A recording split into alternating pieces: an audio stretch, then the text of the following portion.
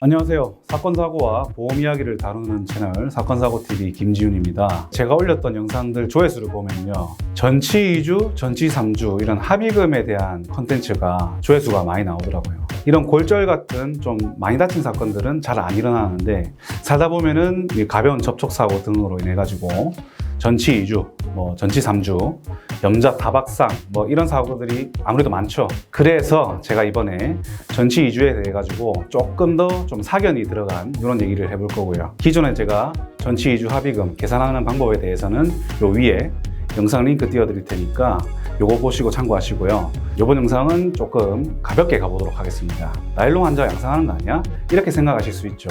하지만 절대 나일론 환자 양상한 게 아닙니다. 전 나일론 환자 근절돼야 된다고 생각합니다. 자, 근데 전치 2주 진단, 염자 진단 받더라도 2달, 3달 아플 수 있어요. 실제 제 얘기인데요.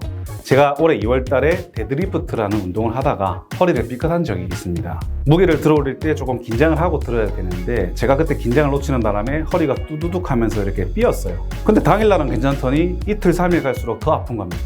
병원에 갔는데 아무 이상이 없대요. 염자랍니다.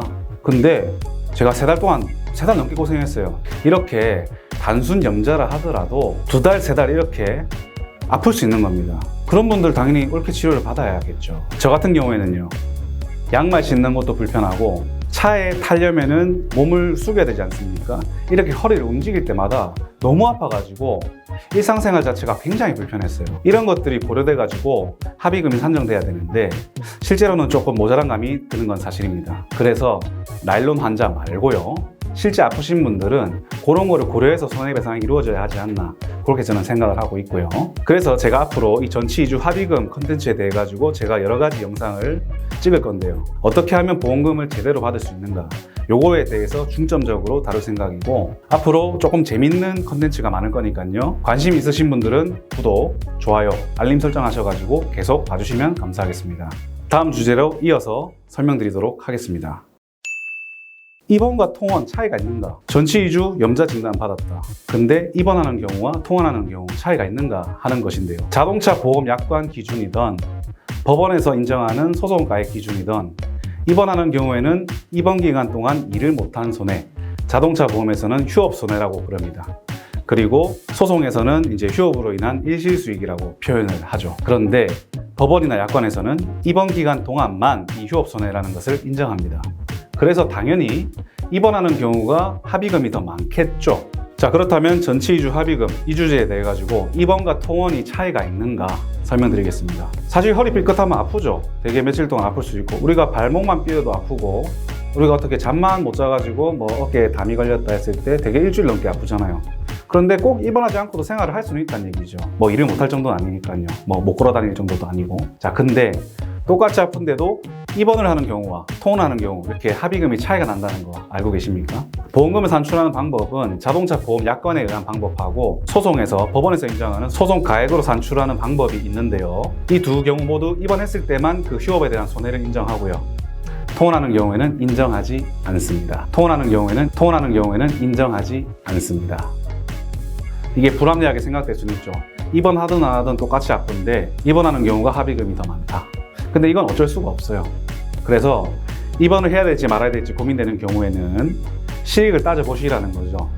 내가 아프지만 참고 그냥 통원 치료하면서 내가 일을 해서 소득 활동하는 게 나을지, 아니면 반대로 진짜 여건이 돼가지고 회사 눈치도 안 보고 이런 상황이 된다면 입원 치료하시는 것이 당연히 합의금 받는 데는 유리할 것입니다. 그리고 입원과 통원 차이가 또 하나 있습니다. 소득에 대한 건데요. 통원 치료하는 경우에는 일을 못함으로써 인한 손해를 인정받을 수 없다고 말씀드렸었죠. 근데 입원하는 경우는 인정받을 수 있죠. 그렇다면 월 100만 원 버는 사람과 월 1000만 원 버는 사람이 있어요. 근데 이 두 사람이 똑같이 입원 치료했습니다. 그럴 때 누가 더 휴업으로 인한 손해가 클까요? 당연히 월 1000만 원 버는 사람이 손해가 크겠죠. 따라서 소득이 높은 사람이 더 합의금이 많다. 이 점 참고하시고요. 누구는 100만 원 받고, 누구는 200만 원 받고, 누구는 500만 원 받았다더라. 그러니까 누구 말이 맞는 것일까요? 사실 이 부분에 대해서는 정답이 없습니다. 왜냐하면 기준이 없기 때문이죠. 자, 약관대로 계산하는 것은 이 영상에 띄워드렸고요. 참고하시면 되겠습니다.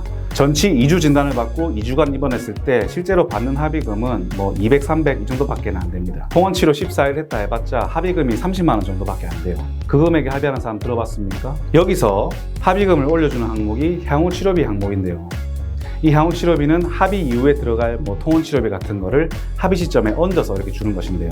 보험회사 입장에서도 약관으로 산출된 금액으로는 합의가 안 된다는 걸 너무나 잘 알고 있기 때문에 탄력적으로 운용하는 이 향후 추정 치료비, 이 항목에 대해서 금액을 산정해서 합의금에 얹어서 주는 겁니다. 근데 누구는 150만 원 받고 누구는 300만 원 받죠. 전치 2주 합의금 얼마 받아야 되냐 이런 질문을 되게 많이 받는데요. 그럴 때마다 제가 이렇게 기본적인 것을 설명드리고 뒤에 하는 말이 있습니다. 자, 이게 기본적인 내용이고 이 이후로는 이제 고객님의, 선생님의 역량입니다 라고요. 이 역량에 따라서 뭐 100만 원 받고 200만 원 받고 차이가 날 수 있다는 거죠. 여기서 역량이라는 것은 뭐 좋은 타이밍과 뭐 확실한 근거, 내 주장에 대한 근거를 가지고 보험회사랑 잘 타협을 하는 것이겠죠. 어차피 전치 2주 가지고 소송하실 건 아니잖아요. 자, 그래서 정리를 해드릴게요. 자, 이 개인의 역량이 뭐냐? 내가 주장할 거에 대한 좀 정확한 근거를 가지고 협상을 잘하는 것이겠죠. 아무튼 여기서 향후 치료비를 잘 주장하는 것이 중요한데 그 부분에 대해서는 제가 다음 영상에서 이어서 설명드리도록 하겠습니다. 네, 그러면 향후 치료비는 어떻게 주장해야 될까요? 근거를 가지고 향후 치료비를 주장해라 이렇게 말씀드리면은 어떤 분은 또 이렇게 말씀하시더라고요. 그러면 내가 하루에 10만 원짜리 도수치료를 3달 동안 받을 테니까 90일 동안 10만 원 하면 900만 원 아닙니까? 거기 100만 원 해가지고 한 1000만 원 달라 했을 때 그럼 받을 수 있는 건가요? 라고 물어보시는데요. 보험회사에서 주겠습니까? 자, 향후치료비는 내가 그냥 받고 싶은 내 마음을 얘기하는 게 아니라 의학적인 근거가 있어야 된다는 거죠. 주치 선생님한테 소견서를 하나 적어달라고 하세요. 내가 이 정도의 부상을 입었으니까 뭐 향후 한 달이면 한 달, 2달이면 2달 이렇게 뭐 주 몇 회 통원 치료가 필요하다. 그래서 예를 들어 가지고 뭐 8주 동안 주 5회의 통원 치료가 필요하다 했을 때 40번의 통원 치료가 필요한 거 아닙니까? 근데 다니시는 병원에 통원 치료비가 하루에 뭐 4만 원이라고 가정을 할게요. 그럼 40번 가는데 4 곱하기 40만 원 해서 160만 원이 들어갈 거 아니에요. 그럼 아까 약관에서 계산했던 뭐 30만 원에 160만 원을 더해가지고 190만 원을 달라 이렇게 요구를 하시라는 거죠. 근데 그거를 뭐 밑도 끝도 없이 그냥 근거 없이 주장하시면 보험회사도 결제 못 해주죠. 그래서 소견서를 어떻게 받으시냐면 내가 부상 정도가 이러이러하니까 통원치료가 뭐 주당 몇 회 해가지고 몇 주 정도 필요하다 라는 소견서라도 받아서 보험사에 주셔야 보험사 담당 직원분도 그걸 토대로 금액을 산정할 수 있는 방법이 되지 않겠습니까? 보험회사도 지급할 수 있는 근거를 가지고 있어야겠죠. 그렇기 때문에 소견서 받아서 한번 주장해 보시고요. 그리고 이제 보험회사가 돈을 많이 주는 타이밍이 조금 있겠죠. 그죠? 그 알맞은 타이밍에 제대로 주장했을 때 합의금이 많이 나올 수 있다는 겁니다. 하지만 좋은 타이밍이라는 것을 일반인 분들이 알기는 어렵겠죠. 그래서 이 좋은 타이밍은 언제인가? 이 주제에 대해서 다음 영상으로 찾아뵙겠습니다. 제가 앞서 설명드린 내용, 근거를 가지고 향후 치료비를 주장하라. 그렇게 해서 좋은 타이밍에 합의를 보면은 합의금을 많이 받을 수 있는 가능성이 생긴다. 이렇게 설명드렸는데요. 그러면 언제가 이 합의할 때 좋은 타이밍인가? 물론 뭐 분기별, 월말 이렇게 실적이 마감되는 시점에 조금 뭐 잘 주는 경향이 있긴 해요. 왜냐하면 보험회사 실적이 이제 크게 두 가지라 보시면 되거든요. 예상보다 적은 보험금을 지급하던가 아니면은 빨리 종결하던가. 왜냐면은 이 자동차 보험은 손해보험 회사지 않습니까? 이 손해보험 회사는 손해율을 빨리 확정지어야 차후 보험료 산정 등의 이런 유리한 점이 있기 때문에 빨리 종결하는 것을 위해서 이제 선호한다는 거죠. 하지만 뭐 모든 상황에서 그런 건 아니고요. 해당 보험사 담당자, 해당 보험센터, 센터장의 그런 실적에 따라 가지고 달라지기 때문에 뭐 내가 뭐 보험회사를 골라서 제가 뭐 사고 당할 수 있는 것도 아니고 내가 뭐 어느 지역에서 사고 날지 모르잖아요. 그죠? 그래서 이거를 일반인 분들이 사실 알기는 어렵습니다. 그럼 어떻게 해야 되느냐? 단도직입적으로 보험사 담당자한테 그냥 요구를 하세요. 내가 약관으로 계산했을 때 얼마고 향후치료비 얼마 들 것 같으니까 솔직히 말해서 가장 많이 받을 수 있는 타이밍에 좀 진행을 해달라. 왜냐면 이렇게 주장하는 사람 많이 없을 거거든요. 그래서 담당자들 입장에서 뭐 한 달에 뭐 100건씩 뭐 갖고 있는데 차라리 단도직입적으로 이 금액을 결제할 수 있는 시점에 요구를 해버리면 그 담당자 입장에서는 한 건 떠는 거 아니겠습니까? 그래서 그 담당자도 요령껏 이렇게 처리를 해줄 수가 있다는 거죠. 그래서 이 정보는 많은 사람들이 알면 별로 이제 효과가 없을 것 같고요. 이 영상을 보신 분들께서만 참고하셔가지고 좀 잘 활용 한번 해보시기 바랍니다. 보험회사도 뭐 없는 항목을 만들어 줄 수는 없어요. 대신에 어느 정도 탄력적으로 운용되는 이 향후 치료비 항목에 대해서는 실적 마감 시즌이라든지 이럴 때 뭐 센터장이나 더 위에 선에서 조금 열어주는 경우가 실제로 있습니다. 그런 타이밍을 알기는 어려우니까 그냥 단도직입적으로 담당자한테 말씀하시라. 이제 이게 결론이거든요. 그러면 또 다음 주제로 찾아뵙겠습니다.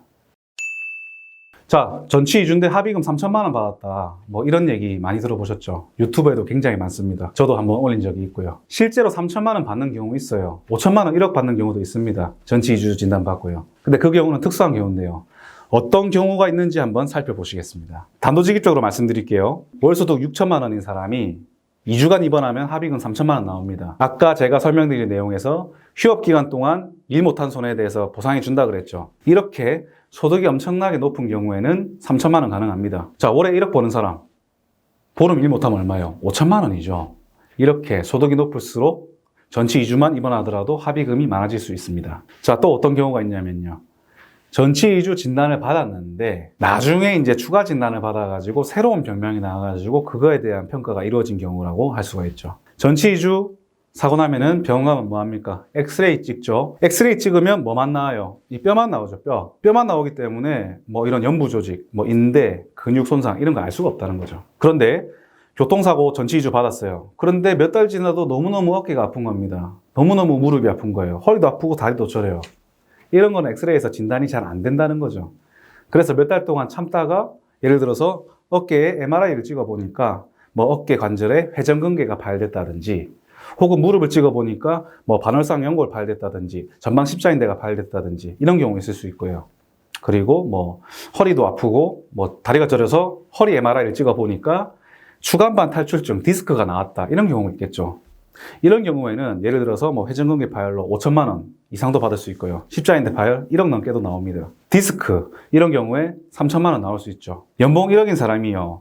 추간반 탈출증, 디스크 진단을 받고 상위교도 50%에 뭐 한시 2년 장에만 남아도 거의 3천만 원 나옵니다. 물론 뭐 소득이 더 높거나 하면은 많아질 수도 있고요. 소득이 작으면 더 작아질 수는 있겠죠. 이렇게 전치 2주 진단을 받더라도 추후 정밀 검사, MRI 검사 등을 통해 가지고 새로운 진단을 받아서 3천만 원 뿐만이 아니라 더 많이 나오는 경우도 실제로 많이 있습니다. 그래서 여기서 중요한 게 뭡니까? 아프시면 절대 섣불리 합의를 하지 마시고 계속 치료를 받으시고요. 2달, 3달이 지나도 이상하게 어깨가 아프다, 무릎이 아프다, 허리가 아프다 하실 때는 증상을 꼭 주치의한테 말씀하셔가지고 정밀검사, MRI를 찍어보라는 말씀이죠. 아시겠습니까? 네. 이렇게 전치 2주 진단을 받고 나서 3천만 원 받는 경우에 대해서 알아보았고요. 다음 주제로 이어서 설명드리도록 하겠습니다. 지난번 영상에서 전치 2주 진단을 받고 합의금 3천만 원 받은 얘기 해드렸었죠. 전치 2주 진단을 받았는데 뭐 나중에 알고 보니까 뭐 MRI 찍어보니까 뭐 디스크 진단이 나왔다. MRI 같은 거를 안 찍어보고 이제 엑스레이만 찍었을 때는 이렇게 뼈만 알 수 있기 때문에 그래서 이번 영상에서는 내가 교통사고로 전치 2주 진단을 받았지만 어떨 때 MRI를 찍어야 되는지 한번 설명드리겠습니다. 전치 2주 진단을 받고 계속 뭐 입원 치료를 하든 통원 치료를 하든 꾸준히 계속 치료를 했어요. 그런데 단순 연자라면 보통 한두 달 안에 뭐 보통은 나아지거든요. 근데 계속 아픈 경우가 있죠. 대표적인 부위가 이제 어깨, 무릎, 되게 예쁘네. 자, 어깨, 무릎, 그리고 뭐 허리 등이 있을 겁니다. 이 어깨 같은 경우에 뭐 뼈 말고도 연부 조직이 있죠. 뭐 회전근개 파열, 뭐 이런 것들이 있을 수 있는데 이런 게 이제 MRI 촬영 등으로 발견이 될 수 있는 겁니다. 그리고 무릎 같은 경우에도 연골이 파열되거나 십자인대가 끊어졌을 때 이게 엑스레이에서는 안 나와요. 그렇기 때문에 이렇게 정밀 검사를 찍는다. 그리고 이렇게 뭐 척추 디스크 이런 부분도 이제 엑스레이에서 나오지 않습니다. 이렇게 계속적인 치료에도 불구하고 특정 부위가 아프다 했을 때 분명히 그 원인이 있겠죠. 그런데 엑스레이로는 그 원인을 찾을 수 없기 때문에 그때 이제 MRI를 찍어 봐야 된다는 거죠. 자, 여기서는 아까 어깨, 무릎, 뭐 디스크 설명드렸는데 이거 세 가지 다 설명드리기에는 영상이 너무 길어지니까 이 어깨나 무릎은 나중에 다루기로 하고요. 가장 흔한 병명인 이 디스크에 대해서 한번 설명드릴게요. 이렇게 전치 2주 진단을 받았지만 팔이나 다리가 저릴 수 있죠. 그 증상이 왜 그러냐면은 보통은 이 신경 증상입니다. 신경이 눌러졌기 때문에 이런 증상이 발견되는 거거든요. 그래서 이 신경 증상이 나타나는 경우는 대부분 디스크입니다. 디스크는 우리 척추 사이에 있는 이 디스크, 원판 모양의 이런 젤리 같은 구조물이 있어요.